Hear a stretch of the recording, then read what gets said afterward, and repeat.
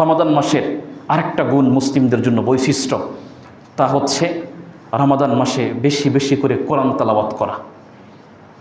এটা মুসলিমদের জন্য বৈশিষ্ট্য। রমাদান মাসে মুসলিমদের জন্য করণীয় হচ্ছে বেশি বেশি করে কোরআন তেলাওয়াত করা। বেশি বেশি করে কোরআন তেলাওয়াত করা মানে এই যে রমজান মাস দেখলেন, রমজান মাস সম্পর্কে আল্লাহ রাসূল বললেন রমজান মাস যখন আসবে আসমানের দরজাকে খুলে দেওয়া হবে, রমজান মাস যখন আসবে জাহান্নামকে বন্ধ করে দেওয়া হবে, রমজান মাস যখন আসবে শয়তানকে শৃঙ্খলে আবদ্ধ করে রাখা হবে। রমজানের এত গুরুত্ব দেখলেন, এত ফজিলত দেখলেন। এই ফজিলত আর গুরুত্ব কেন হলো জানেন? রমজানের এত গুরুত্ব, এত ফজিলত কেন হলো? কারণ এই মাসে আল্লাহ উনজিলাল কোরআন, এই মাসে আল্লাহ কী করছে? আল্লাযী উনজিলা ফীহিল কোরআন, কোরআনকে এই মাসে আল্লাহ নাজিল করেছে। সুবহানাল্লাহ। এই মাসের এত গুরুত্ব কেন হয়েছে বুঝতে পারেননি মনে হয়। এই মাসের গুরুত্ব কেন হয়েছে? কোরআনের কারণে হয়েছে। আজকে মনে করেন অমুক মসজিদে গুরুত্বপূর্ণ একটা বৈঠক, বা আপনাদের এই শিববাড়ি মোড়ে এখানে অনেক বড় একটা সমাবেশ, কেন? ওখানে প্রধানমন্ত্রী আসবে, ওখানে অমুক মন্ত্রী আসবে, যার কারণে ওই মিটিংটা খুবই গুরুত্বপূর্ণ, নাকি? এখানে অমুক ব্যক্তি আসবে, যার ফলে আগামীকালের ওই মিটিংটা খুবই গুরুত্বপূর্ণ। ওই ব্যক্তি আসবে, ওখানে গুরুত্বপূর্ণ। আল্লাহ এরকমটা বলছেন যে সিয়ামের গুরুত্ব কেন হয়েছে? কারণ ওখানে কোরআন নাজিল করা হয়েছে। সুবহানাল্লাহ। চিন্তা করছেন কোনো সময় সিয়ামের গুরুত্ব কেন হয়েছে? কারণ কোরআন নাজিল হয়েছে। সিয়ামের এত গুরুত্ব, এত ফজিলত কারণ একটাই, আল্লাহ বলে দিয়েছেন শাহরু রমাদান, রমজান তো সেই মাস। কোন মাস? আল্লাযী উনজিলা ফীহিল কোরআন, যে মাসে আল্লাহ কোরআন নাজিল করেছেন। সুবহানাল্লাহ।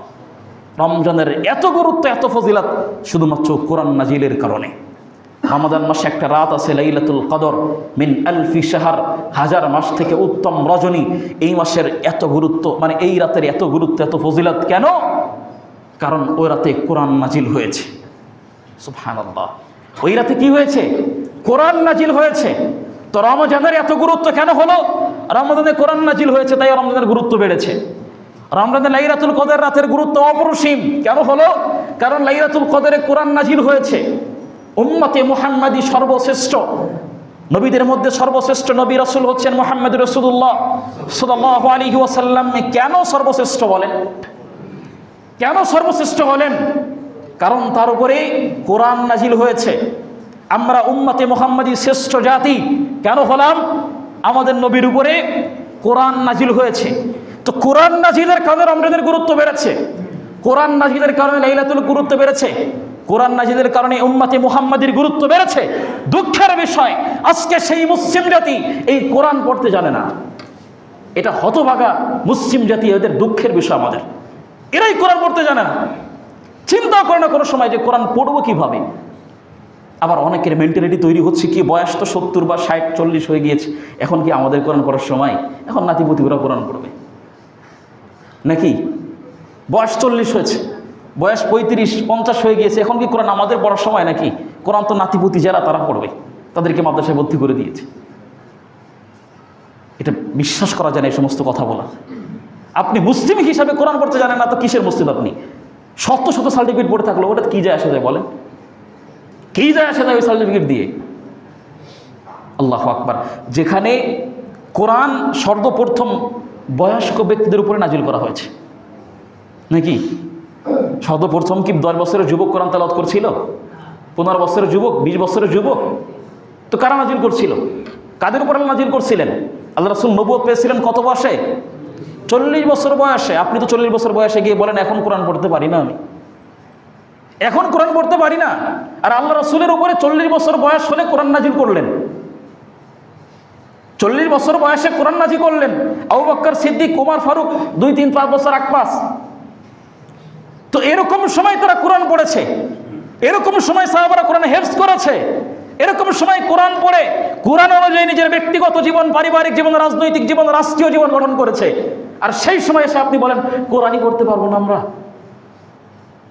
তা আপনি মুসলিম হতভাগা হবেন না তো কি হবে বলেন? কথাগুলো খারাপ লাগতেছে, লাগলেও বাস্তবতা ভাই, লাগলেও বাস্তবতা।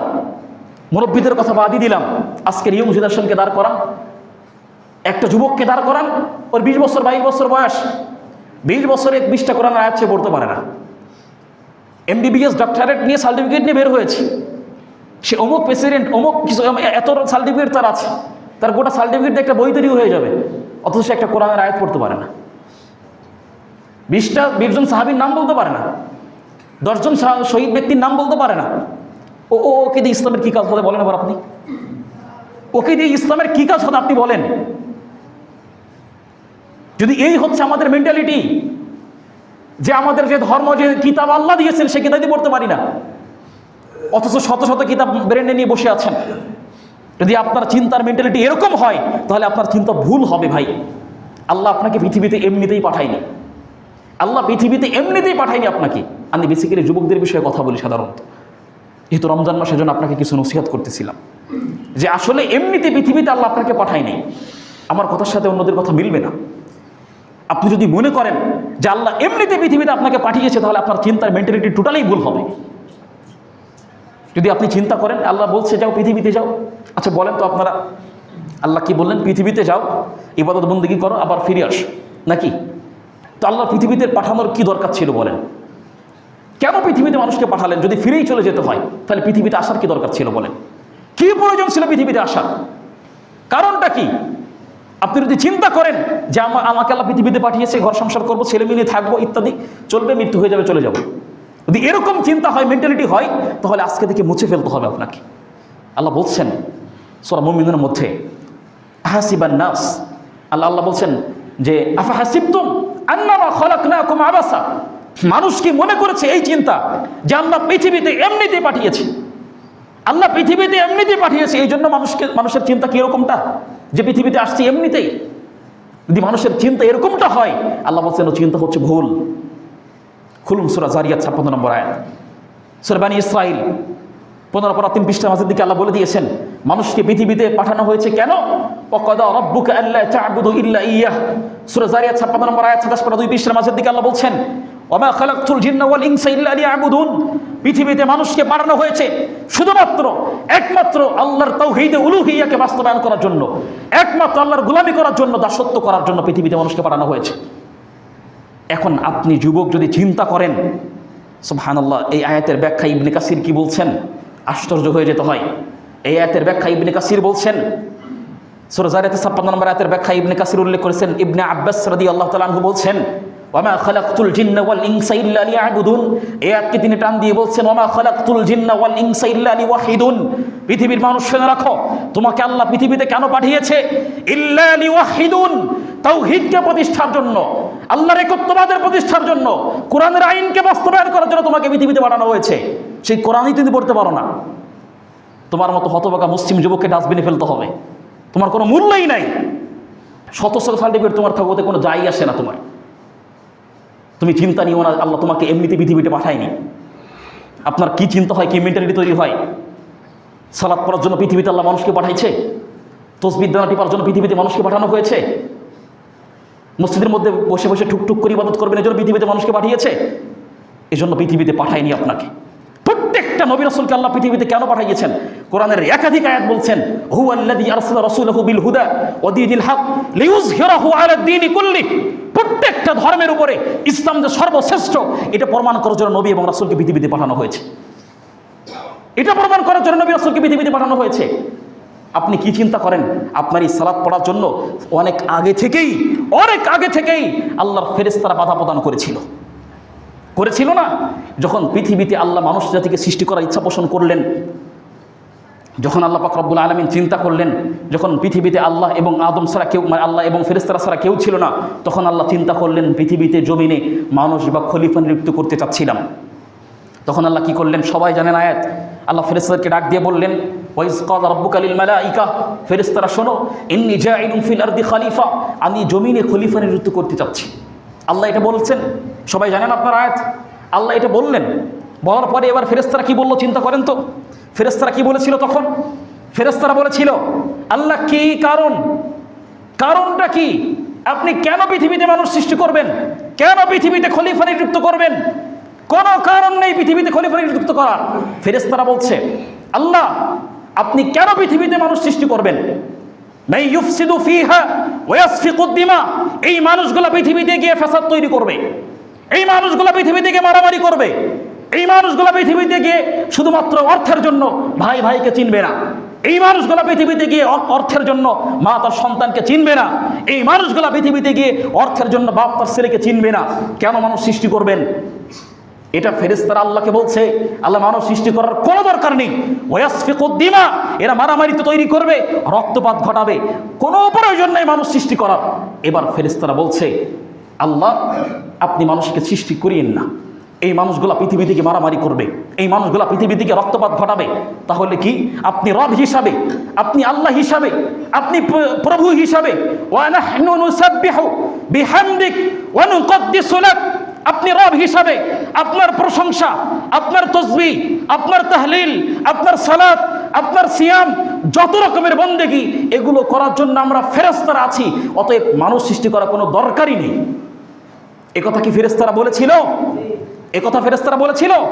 একথা দিয়ে ফেরেশতারা বলে থাকে, তাহলে আপনি কি চিন্তা করেন এই তসবিহ দানা টিপার জন্য আল্লাহ পৃথিবীতে আপনাকে পাঠিয়েছে? যদি আপনার চিন্তা এরকম হয় মুসলিম হিসাবে, চিন্তা আজ থেকে ছুঁড়ে ফেলেন। এই তসবিহ দানা টিপার জন্য পৃথিবীতে মানুষকে পাঠানো হয় নাই। কারণ এটা ফেরেশতারা আগেতেই শর্ত দিয়ে দিয়েছে যে আল্লাহ এই প্রশংসা করার জন্য, এই তসবিহ তাহলিল করার জন্য আমরা ফেরেশতারা আছি, মানুষকে সৃষ্টি করার কোনো দরকার নেই। আজকে দুঃখের বিষয়, দুঃখ লাগে আসলে, যেখানেই যাবেন মুসলিমরা অবহেলিত কেন? যেখানেই যাবেন মুসলিমরা কেন আজকে অবহেলিত হচ্ছে? পশ্চিম সভ্যতা মুসলিম জাতিকে ধ্বংস করে দিচ্ছে, যুবকদেরকে ধ্বংস করে দিচ্ছে। এই যুবকগুলো এখন বুঝতে পারছে না, ইহুদি খ্রিস্টানের চালা এখন বুঝতে পারছে না। আজকে একটা যুবককে দাঁড় করান, দাঁড়িয়ে জিজ্ঞেস করেন ওর জীবনের লক্ষ্য, টার্গেট, উদ্দেশ্য কি? ও বলবে কি, আমার জীবনের লক্ষ্য হচ্ছে বড় হয়ে একটা চাকরি করা, একটা বিল্ডিং বাড়ি তৈরি করা, কিছু টাকা ইনকাম করা, ব্যাস এরকমটাই বলবে। নাকি ভুল বললাম? এরকমই বলবে। আল্লাহে অধিকাংশ যুবক এই কথা বলবে। অধিকাংশ যুবক বলবে আমার জীবনের লক্ষ্য হচ্ছে কি, বড় হয়ে চাকরি করা, ভালো টাকা ইনকাম করা, একটা বিল্ডিং বাড়ির মালিক হওয়া, একটা গাড়ি তৈরি করা, গাড়ির মালিক হওয়া, এরকমটাই বলবে। ইল্লা মাশাআল্লাহ, খুবই কম যারা বলবে আমার জীবনের লক্ষ্য হচ্ছে ইসলামকে প্রতিষ্ঠা করা, আমার জীবনের লক্ষ্য হচ্ছে জান্নাত কামানো, আমার জীবনের লক্ষ্য হচ্ছে আল্লাহকে সন্তুষ্ট করা। এরকম খুব কম মানুষই বলবে, খুব কম যুবক বলবে এই কথাগুলা। অথচ রাসূলুল্লাহ সাল্লাল্লাহু আলাইহি ওয়াসাল্লাম যে ধর্ম আপনাকে এনে দিয়েছেন, এই ধর্ম দেওয়ার জন্য একজন দুইজন নয়, লক্ষাধিক সাহাবার জীবন দিতে হয়েছে, লক্ষাধিক সাহাবার জীবন দিতে হয়েছে। আমি বারবার বলি একটা কথা, যে আসলে এই বাংলাদেশ কিন্তু স্বাধীন করতে হয়েছিল, স্বাধীন করতে হয়েছিল না? যারাই বলেন আপনারা সেলিম জেলিম বরকত যারা স্বাধীন করেছিল, আবার এখন বললে এটাও ধরে নিব, যারা স্বাধীন করেছে, স্বাধীন তো করতে হয়েছিল। তো যারা স্বাধীন করেছিল, বছরে কোনো একটা দিন তাদেরকে স্মরণ করা হয়, হয় না? তাদেরকে স্মরণ করা হয় যে এরা স্বাধীন করেছিল, প্রত্যেকটা ব্যক্তির মুখে মুখে এই নামগুলো ফুটে ওঠে। অথচ ইসলামটাও স্বাধীন করতে হয়েছিল, ইসলাম আকাশ থেকে পড়ে নাই। এটা আপনি চিন্তা করিয়েন না যে ধর্ম আপনি লালন করেন, এটাকে আকাশ থেকে আল্লাহ ফেলিয়ে দিয়ে নাই, এটা স্বাধীন করতে হয়েছিল। আর ইসলাম স্বাধীনের জন্য দুই চারজন ব্যক্তি নয়, লক্ষাধিক সাহাবার জীবন দিতে হয়েছিল। দুঃখের বিষয় হচ্ছে এই সমস্ত সাহাবীর নাম পর্যন্ত জানে না আজকে মুসলিম জাতি, নামই জানে না। যুবককে দাঁড় করান, জিজ্ঞেস করেন 10 জন শহীদ ব্যক্তির নাম বলতে পারবে না, 10 জন নবীর নাম বলতে পারবে না। অথচ বর্তমান বলিউডের নায়ক নায়িকার নাম একসাথে বলে দিবে, একস, কোনো দ্বন্দ্ব ছাড়াই বলে দিবে। নাকি ভাই? এই হচ্ছে আমাদের মুসলিম যুবকদের অবস্থা। যদি এরকম যুবক অবস্থা থাকে, তাহলে আল্লাহ আলাম ভবিষ্যতে কী হবে আল্লাহই ভালো জানে। একটা জিনিস মনে রাখবেন সবসময়, যে ইসলাম ঠিকই বিজয় হয়ে যাবে, ইসলাম ঠিকই বিজয় হয়ে যাবে, তবে আপনাকে নিয়ে বা ছাড়া, আপনাকে নিয়ে বা ছাড়া। এবার আপনি চিন্তা করেন আপনি কি ইসলামের সাথে থাকবেন কি না। এটা আপনার মেন্টালিটি তৈরি হতে হবে, এটা আপনার বৈশিষ্ট্য হতে হবে যে ইসলাম তো বিজয় হয়ে যাবে, তো আমাকে নিয়েও হবে নাকি আমাকে ছাড়া হবে, আমি কি ইসলামের ভিতরে থাকতে পারবো কি না। যদি আমি আপনি ইসলাম থেকে বের হয়ে যাই, আল্লাহর দিন আল্লাহ বিজয় করে নেবে, তাহলে আমার আবার আপনার অবস্থা কি হবে, আমার আপনার অবস্থা কি হবে। সম্মানিত উপস্থিতি, এই কথাই বলতে চাচ্ছিলাম যে আজকে মুসলিম যুবকদের অবস্থা এই এতটা অধপতনে, এরা কোরআনই পড়তে জানে না, ইসলামের সর্বশ্রেষ্ঠ কিতাব এটাই পড়তে জানে না। সুবহানাল্লাহ, একজন পিতা মারা গেলে তার সন্তান হুজুর ভাড়া করে এনে সালাত পড়ায়, জানাজার সালাত, অথচ সে কিন্তু মাস্টার্স পাস, সে কিন্তু উকিল, সে কিন্তু জজ। নাকি ভুল হচ্ছে এগুলা? এগুলো আমাদের সমাজে ঘটছে না? আপনার সমাজে তো ঘটতেছে এগুলা, আপনি এগুলো দেখতে পাচ্ছেন না? আপনার অবস্থা তখন কি হবে? পাশের জনকে দেখে তো আপনার ভিতরে গায়ে লাগে না, তা আপনার যখন অবস্থা হবে তখন আপনার কি হবে বলেন? একটা ঘটনা বলি, সালাত কয়টায়? একটা একটা জাস্ট ঘটনা বলে আপনাদের বিবেককে নাড়া দিয়ে উঠবে ইনশাআল্লাহ। অনেক আগের একটা ঘটনা, আপনার সম্ভবত এটা চট্টগ্রাম, ওই নিচের দিকে, নামটা আমি ভুলে গেছি, ওদিকের একটা ঘটনা। একটা পিতার 3টা সন্তান ছিল, একটা পিতার 3টা সন্তান ছিল। এই পিতা কষ্ট করে 3 সন্তানকে পড়াশোনার জন্য নিজের কষ্ট করে রিক্সা চালিয়ে, ভ্যান চালিয়ে, জায়গা জমি সব কিছু করে অর্থ উপার্জন করে 3 সন্তানকে শিক্ষা অর্জন করিয়েছে। শিক্ষা অর্জন করিয়ে এক সন্তান উকিল হয়েছে, আরেক সন্তান ভার্সিটির প্রধান শিক্ষক হয়েছে, আরেক সন্তান ডাক্তার হয়েছে। 3 সন্তানকে 3টা লেভেলে দাঁড় করিয়ে দিয়েছে। একটা সময় যখন এই পিতা বয়স্ক হয়ে গিয়েছে, এখন এই 3 সন্তান তাদের কাজকাম নিয়ে বা তাদের পেশার কাজকাম নিয়ে তারা খুবই ব্যস্ত। গ্রামে তার পিতা থাকে, পিতাকে দেখতে আসার সেরকম তার সময় হয় না। পিতামাতার সেরকম পিতামাতাকে দেখতে আসবে, তাদের ব্যস্ততার কারণে দেখতে আসতে পারে না। তারা এখন তাদের কাজ নিয়ে খুবই ব্যস্ত আছে। পিতা কিছুদিন যাবৎ অসুস্থ হওয়ার ফলে সন্তানরা সোদার ফলে আসতে পারছে না। যে ভার্সিটি নিয়ে আসে তার শিক্ষা ব্যবস্থা নিয়ে সে খুব ব্যস্ত, যে উকিল তার ব্যবস্থা নিয়ে সে খুব ব্যস্ত, যে ডাক্তার তাকে নিয়েও খুব ব্যস্ত। যে পিতাকে দেখতে আসা সে টাইম, তার সুযোগ হচ্ছে না। একটা সময় পরে, এরকম কয়েকদিন অতিবাহিত হওয়ার পরে পিতা মারা গেলেন। পিতা যখন মারা গেলেন তখন সন্তানদেরকে খবর দেওয়া হলো তোমার পিতা মারা গেছে। এবার 3 সন্তান, পিতা মারা গেছে, এখন তো আসতে হবে। তাদের গ্রামে দোতলা বাড়ি ছিল। তো পিতা যখন মারা গেছে তখন 3 সন্তান আসছে। আসার পরে তাদের প্রথমে কিছুকার তাদের যখন এক জায়গা হয়েছে 3 ভাই, তখন বলতেছে 3 ভাই বলতেছে যে আসলে আমরা তো কাজে কামে ব্যস্ত থাকি, সেরকম আসার সুযোগ হয় না। তো আমাদের এখানে তো আব্বাও মারা গেল, এখানে থাকার মতো আর কেউ নাই। তো আমাদের এখানে যে জমি বা যে বাড়ি আছে এটা এখনই আমাদেরকে ভাগযোগ করে নিয়ে যেতে হবে, পরবর্তীতে আর আসতে সেরকম সময় দিতে পারবো না। ওই দিন তার পিতা লাশ নিচতলায় পড়ে আছে, দোতলা বসে সন্তানরা এই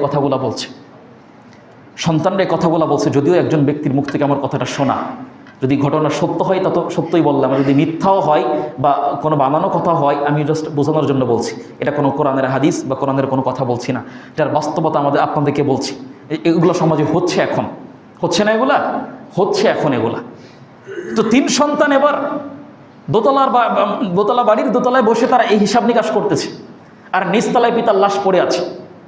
নিচতলায় বৃদ্ধ পিতার লাশ পড়ে আছে, 3 সন্তান ওখানে বসে হিসাব করতেছে। তো এবার সবাই একমত হয়েছে যে তাই তো দরকার, পরবর্তীতে আর আসতে পারবো না, তাহলে এখন হিসাব নিকাশ করতে হবে। তারা তাই করতে শুরু করে দিয়েছে। আর একটা পর্যায়ে তাদের একটু ওই ক্ষমতা, টাকা সম্পদ বেশি হওয়ার ফলে মানুষজন একটু থেকে তারা আলাদা হয়ে যাচ্ছিল। এই জন্য মানুষ ওরকম আসতে চাচ্ছিল না, কেউ আসলেও অতটা নিজের গরজে কেউ কিছু করতে চাচ্ছিল না। তো এরকম যখন হয়েছে তখন এবার এই 3 সন্তান জায়গা জমি হিসাব করতে বসছে, সম্পদের হিসাব করতে বসছে। বৃদ্ধ পিতার লাশ নিচতলায় পড়ে আছে। হিসাব করতে করতে কোনো এক ভাইয়ের ভাগে একটু কম পড়তেছিল। তখন ওই ভাই টপ করে বলে ফেলেছে, যদি আমার হিসাবকে পরিপূর্ণ না করো আমি আমার পিতার লাশ দাফন করতে দেব না। ওই ভাই বলে ফেলেছে চট করে। তো কি করতে হবে, আবার হিসাব করতে হবে। হিসাব করা শুরু করে দিয়েছে।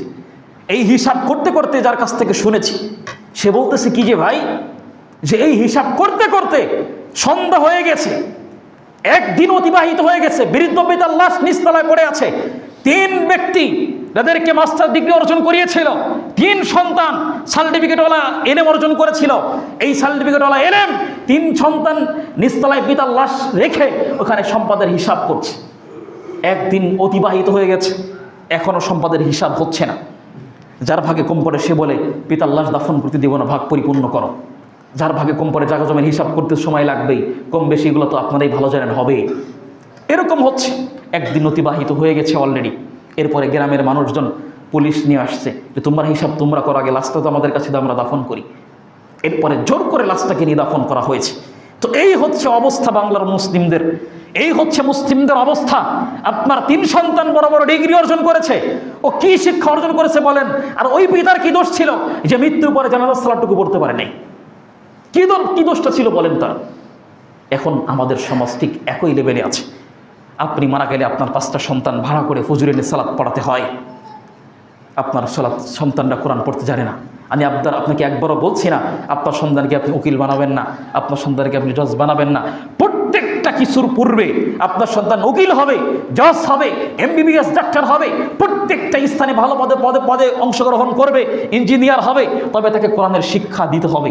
এটা ফরজ, এটা আল্লাহ ফরজ করে দিয়েছেন, এই শিক্ষা তাকে দিতেই হবে। এই শিক্ষা না দেন, ক্ষতিগ্রস্ত আপনাকে আমাকে হতে হবে। সম্মানিত উপস্থিতি, অনেক কথা বলে ফেলেছি। মেইন পয়েন্টটা হচ্ছে কি, এই সেই রমাদান মাস, যে রমাদান মাসে এই কোরআন আল্লাহ নাজিল করেছিলেন, যে রমাদান মাসে এই গোটা কোরআন নাজিল হয়েছিল। তো মুসলিমদের মানে হচ্ছে বৈশিষ্ট্য হচ্ছে কি, রমাদান মাসে বেশি বেশি করে কোরআন তেলাওয়াত করতে হবে। যারা এখন পর্যন্ত কোরআন তেলাওয়াত শিখতে পারেন নাই, তারা এখন থেকে প্রস্তুতি গ্রহণ করেন এই রমজানের ভিতরে যেন আপনি কোরআন তেলাওয়াত শিখতে পারেন। এটা যেন আপনার প্রস্তুতি বা ওয়াদা হয় যে আমি যেন কোরআন তেলাওয়াত শিখতে পারি। এটা আপনার জন্য ধিক্কার, এই শিক্ষা আপনার জন্য ফরজ। আপনি মুসলিম হিসাবে 70 বছর জীবনে এখন পর্যন্ত কোরআন পড়তে জানেন না। আপনি মুসলিম হিসাবে, মুসলিম যুবক হিসাবে এত দায়িত্ব আল্লাহ আপনাকে দিয়েছে, আপনার 30 বছর জীবনে আপনি কোরআনই পড়তে জানেন না। তো কী শিক্ষা অর্জন করেন? এগুলা কী শিক্ষা অর্জন করেন বলেন এবার আপনি? ও শিক্ষা দিয়ে দুনিয়া টিকবে, আখেরাত টিকবে? ও শিক্ষা দিয়ে শুধুমাত্র দুনিয়ায় টিকবে, আখেরাত টিকবে না। শিক্ষা দিয়ে আখেরাত টিকাতে হলে দিনই শিক্ষা অর্জন করতে হবে, বেসিক নলেজটা আপনাকে নিতে হবে, কোরআন পড়া শিখতে হবে। যদি কোরআন পড়তে পারেন, দেখবেন জীবন এমনি সুন্দর হচ্ছে ইনশাআল্লাহ। তো এখন থেকে ওয়াদা করবেন বিশেষ করে এই কাজটার প্রতি, কারণ এই কাজটা নিয়ে পুরো রমজান হচ্ছে। এই রমজান মানে কোরআনকে নিয়েই রমজানের এত গুরুত্ব, এত ফজিলাত। কোরআনকে নিয়েই মুসলিম জাতির এত গুরুত্ব, এত ফজিলাত। তো এই কোরআন যদি আমরা পড়তে না জানি, তাহলে কি শিখলাম ভাই? আমার কোনো ভাষা নেই আপনাদেরকে বোঝানোর। সম্মানিত উপস্থিতি, আমাদের ওয়াদা করতে হবে, যারা আমরা কোরআন পড়তে জানি না, সবগুলা ভুলে যান, কিন্তু এই কাজটা মনে রাখেন। এখন থেকে ওয়াদা করবেন যে আল্লাহ যেন আপনাকে এই রমজানের ভিতরেই কোরআন পড়া, কোরআন শিখার, শুদ্ধভাবে কোরআন তেলাওয়াত করার তৌফিক দান করে দেয়। আল্লাহুম্মা আমিন। পারবেন ইনশাআল্লাহ? ইনশাআল্লাহ। আর যারা পারি আমরা বেশি বেশি করে কোরআন তেলাওয়াত করব ইনশাআল্লাহ। কারণ কি, আল্লাহ রাসূল সাল্লাল্লাহু আলাইহি ওয়াসাল্লাম বলছেন, আপনি দ্বীনি ইলম যখন অর্জন করতে শিখবেন, শুরু করবেন, তখন জান্নাতে যাওয়ার রাস্তা আল্লাহ সহজ করে দিবে। আল্লাহ রাসূল বলে দিয়েছেন, মান সালাকা তরিকান ইয়ালতামিসু ফীহি ইলমান সাহাদাল্লাহু লাহু বিহি তরিকান ইলাল জান্নাহ। যে ব্যক্তি দ্বীনি ইলম অর্জন করে, দ্বীনি ইলম অন্বেষণ খোঁজ করে, আল্লাহ রাসূল বলছেন, সালাকা তরিকান ইয়ালতামিসু ফীহি ইলমান সাহাদাল্লাহু লাহু বিহি তরিকান ইলাল জান্নাহ। ওই ব্যক্তির জান্নাতে যাওয়ার যে রাস্তা, ওই রাস্তা স্বয়ং আল্লাহই সহজ করে দেন। সুবহানাল্লাহি বিহামদি। আল্লাহ, তুমি আমাদেরকে এই রমাদান মাসে পবিত্র কোরআনুল কারীমকে সংরক্ষণে নিয়ে ভালো করে শুদ্ধ অনুযায়ী পড়ার তৌফিক দান করে দাও। আল্লাহুম্মা আমিন। এবং রমাদান মাস যেন আপনাকে পরিবর্তন করে, এটা আপনি চিন্তা করবেন। রমাদান মাসের আগে আপনি কি কাজ করছেন, রমজান মাস যাওয়ার পরে কি কাজ করবেন, এটা এখন থেকে আপনাকে ভাবতে হবে। রমাদান মাস যেন আপনাকে টোটালি পরিবর্তন করে। যারা আমরা সুদ খাই, এখানে যারা সুদখোর ভাইরা আছেন, রমজান মাস এসেছে, সুদ এখন থেকে খাওয়া মাফ করেন। রমজান মাস চলে গেলে যেন সুদ খাইয়েন না, আর এখন থেকে বাদ দেন। রমজান মাস আগেও সুদ খান, পরেও সুদ খান, রমজান আপনার জন্য না। রমজান মাসের আগেও আপনার ব্যবহার খারাপ, পরেও ব্যবহার খারাপ হয়, এ রমজান আপনার জন্য না। রমজান মাসের আগে আমরা যারা গান শুনি যুবক ভাই, রমজান মাস যাওয়ার পরে গান শুনবো, এ রমজান আপনার জন্য না। রমজান এসেছে আপনার এই গানকে বন্ধ করার জন্য, রমজান এসেছে আপনার এই সুদকে বন্ধ করার জন্য, রমাদান এসেছে আপনার এই আখলাক আর ব্যবহারকে পরিবর্তন করার জন্য, রমাদান এসেছে আপনার ঘুষকে বন্ধ করার জন্য, রমাদান এসেছে মুসলিম জাতির জাহান্নামকে বন্ধ করে দিয়ে জান্নাতের রাস্তা সহজ করে দেওয়ার জন্য। এই জন্য রমাদান মাস এসেছে। অতএব রমাদান মাসকে নিজের জীবনে বাস্তবায়ন করতে হবে। পারবো ইনশাআল্লাহ? ইনশাআল্লাহ। আল্লাহ কবুল করো, আল্লাহুম্মা আমিন। সম্মানিত উপস্থিতি, আপনি বেশি বেশি করে দাওয়াত দিবেন মানুষকে, নিজে তো আমল করবেন, মানুষকে দাওয়াত দিবেন। মানুষকে যখন দাওয়াত দিবেন, তখন আপনার মাধ্যমে অন্যরা একটু সহজতা লাভ করবে। অনেক ভাইরা আছে যারা এই রমজান মাস সম্পর্কে গাফেল, এখনও চিন্তা ফিকির করতে পারে নাই, এখনও জানে না বিষয়গুলো কি। একবার তাদেরকে আপনি জানিয়ে দিবেন, ধরিয়ে দিবেন, মানুষদেরকে দাওয়াত দিবেন। কারণ আল্লাহ রাসূল হাদিস শুনেছেন না, তিরমিজির হাদিস 2305 নম্বর হাদিস, আল্লাহ রাসূল বলছেন, আপনি যা পছন্দ করেন অপরের জন্য ঠিক তাই পছন্দ করবেন, নাকি? আল্লাহ রাসূল বলছেন, হাদিস বর্ণনা করেছেন আবু হুরায়রা 2305 নম্বর হাদিস, তিরমিজির হাদিস। আল্লাহ রাসূল বলছেন, ওয়া ইহিব্বা লিনাফসি মা তুহিব্বু লিনাফসিকা তাকুন মুসলিমান। তুমি যা পছন্দ করো অপরের জন্য তাই পছন্দ করলে তুমি মুসলিম হয়ে যাবে। তো কে কে চায় যে আমি জান্নাতে যাব? সবাই চাই না আমরা জান্নাতে যাব? এটা আমরা চাই। তো আমাদের যদি জান্নাতে যাওয়া পছন্দ হয়, তাহলে অপর ভাইয়ের জন্য করতে হবে, অপর ভাইয়ের জন্য করতে হবে। আপনি বাসায় কোন অবস্থায় আছেন, আপনার ভাই কোন অবস্থায় আছে, এই খোঁজ আপনাকে নিতে হবে। যদি আপনি না নেন, তাহলে মুসলিমদের কাতারে পড়বেন না। সুবহানাল্লাহ। এই বিষয়ে একটা আলেমের উক্তি এত চমৎকার তিনি দিচ্ছিলেন যে আপনি যা পছন্দ করেন অপরের জন্য তাই পছন্দ করবেন। এর ব্যাখ্যায় তিনি বলতেছিলেন কি, আপনি এখান থেকে রিকশায় চলেছেন, মনে করেন এখান থেকে শিববাড়ি মোড়ে গিয়েছেন, 10 টাকা ভাড়া হয়েছে। এখন আমরা কি করি, আমাদের ওই নোট বের করে, যত নোটের ভিতরে সবচেয়ে পুরান যে নোটটা, সেই নোটটা বের করে রিকশাওয়ালাকে, অটোওয়ালাকে দিই, নাকি? তাই কিন্তু আমরা দিই, আর নতুন নোটটা নিজের কাছে রেখে দিই। কারণ নতুনটা আমরা পছন্দ করি। তো ইনি বলতেছিলেন এই হাদিসের ব্যাখ্যায় যে নতুনটা আমরা পছন্দ করি মানে আপনার এই টাকার ভিতরে সবচেয়ে নতুনটা বের করে তাকে দিতে হবে। এর নাম হচ্ছে নিজেরা পছন্দ করেন, পর্যন্ত তাই পছন্দ করেন। আপনি যেরকম পছন্দ করেন আপনার এই পর্দায় থাকুক, আপনি জান্নাতে যান, আপনি যেরকম পছন্দ করেন আপনার প্রতিবেশী ভালো থাকুক, ঠিক আরেকজনকে এরকম ভালো রাখতে হবে, দায়িত্ব আপনার। আল্লাহ কবুল করুক, আল্লাহুম্মা আমিন।